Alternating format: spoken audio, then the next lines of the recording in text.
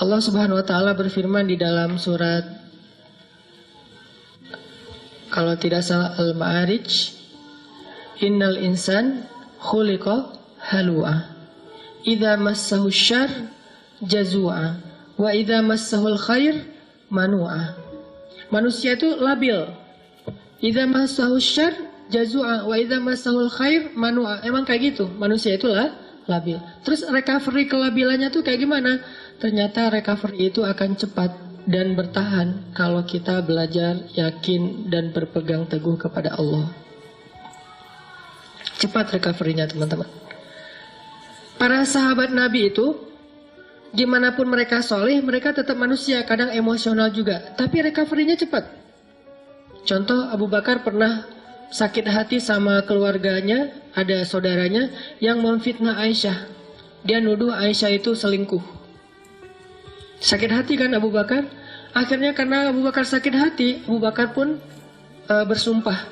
Abu Bakar posting juga, kata Abu Bakar, demi Allah, saya nggak bakalan ngasih lagi pertolongan dan bantuan kepada orang itu selama-lamanya. Kenapa? Udah terlanjur sakit hati sama dia. Bersumpah Abu Bakar, nggak akan nolongin dia lagi. Ternyata Allah komen di postingan itu. Apa komenan Allah? Janganlah seseorang yang diberikan kelebihan harta di antara kalian, surat An-Nur, bersumpah untuk tidak membantu saudaranya.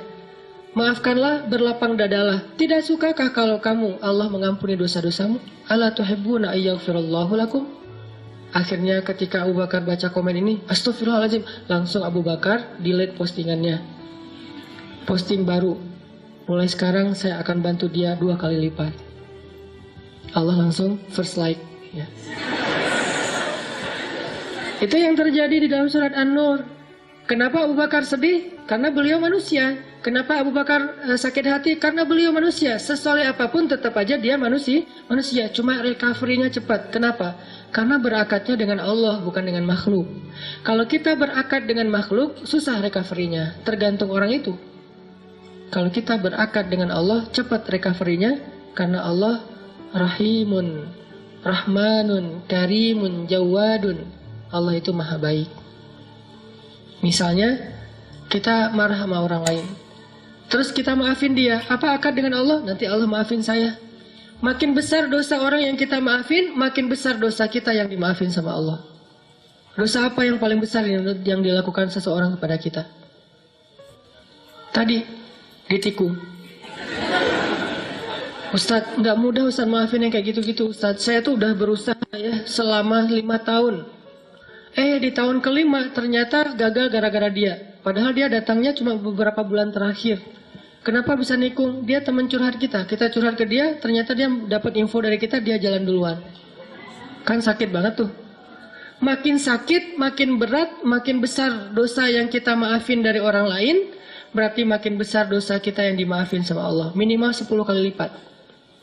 Itu akadnya, sehingga jadi ada motivasi untuk memaafkan orang. Ya udah deh, saya maafin biar Allah maafin saya. Emangnya kita nggak punya dosa?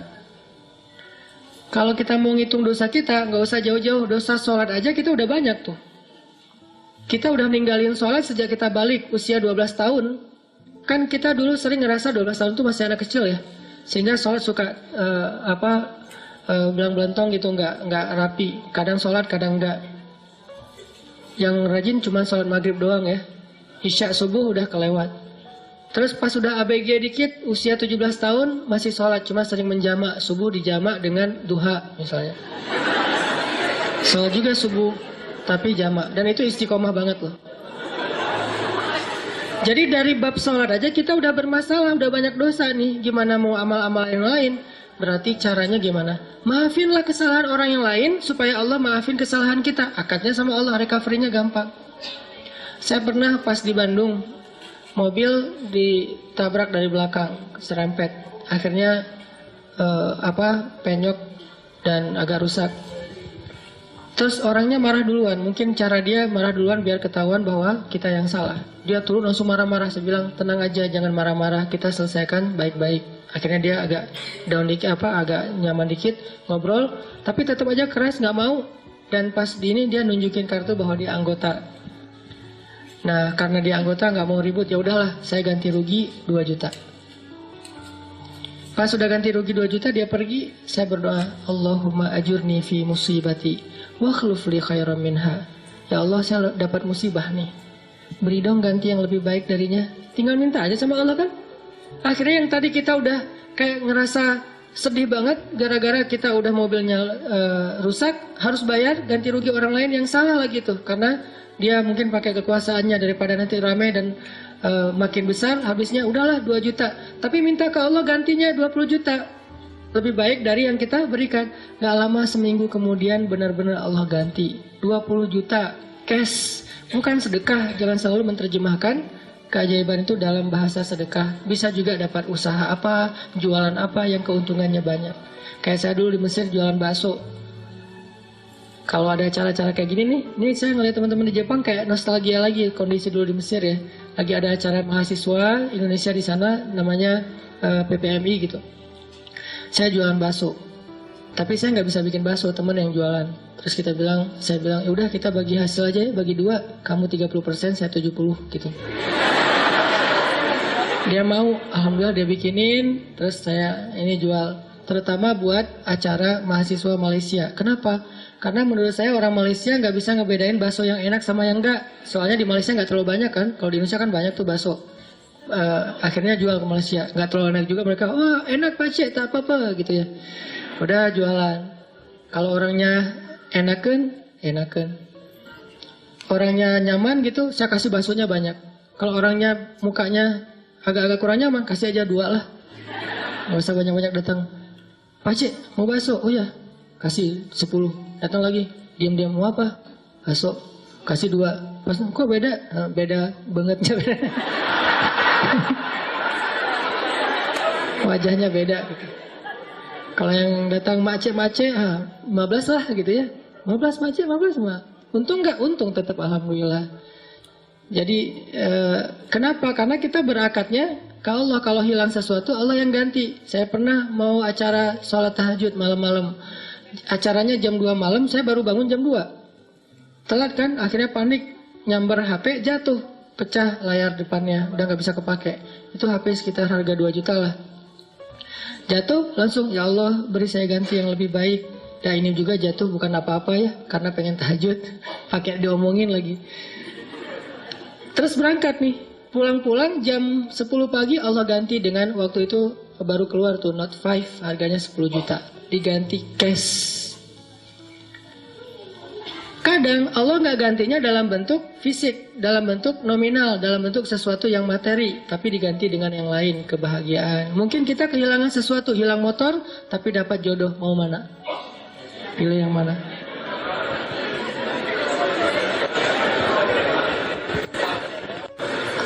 Jadian nih gara-gara nikmat hilangnya motor. Pas ketahuan kita nggak punya motor, putus lagi.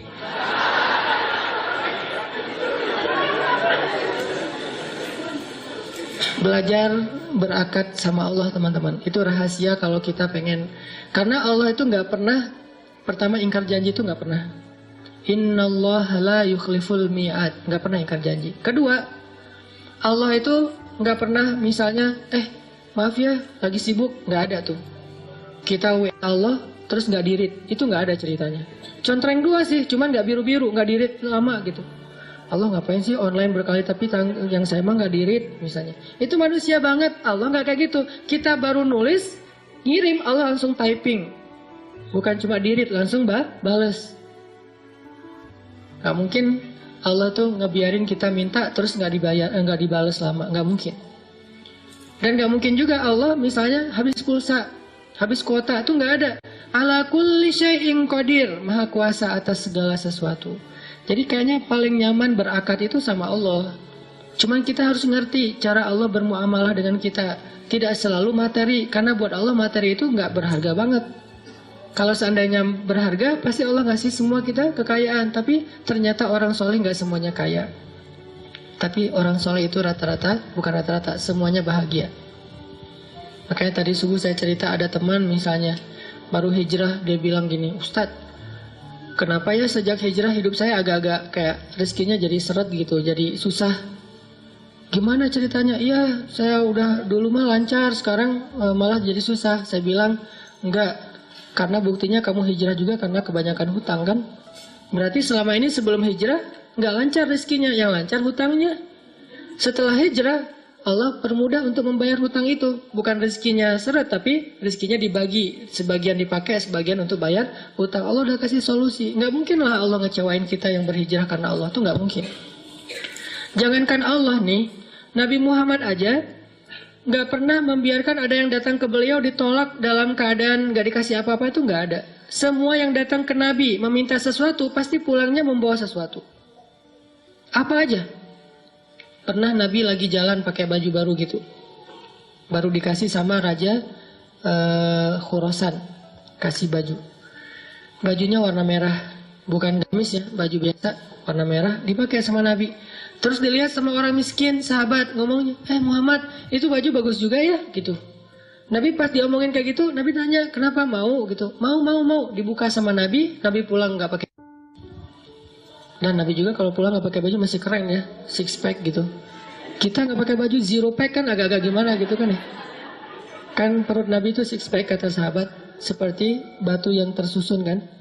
Itu karena mungkin beliau bukan nge-gym sih, sering naik kuda, itu kan kayak orang bisa seluruh tubuhnya tuh gerak, akhirnya bagus badan Rasulullah.